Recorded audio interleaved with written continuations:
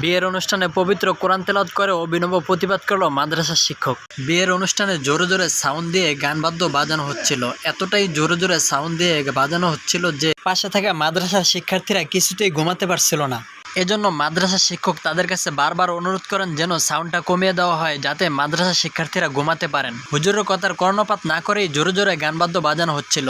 তাই তো বাধ্য হয়ে অভিনব এক প্রতিবাদ করেন হুজুর। শিক্ষার্থীদের দিয়ে কোরআন তেলাওয়াত শুরু করিয়ে দেন অনুষ্ঠানে।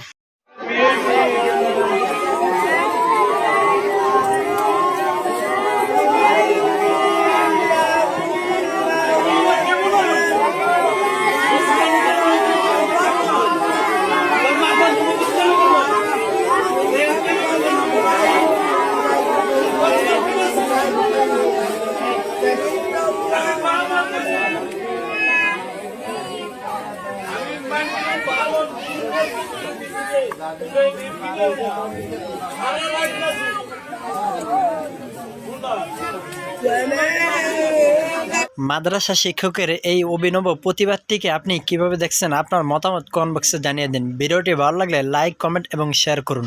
আমাদের সাথে থাকার জন্য ধন্যবাদ।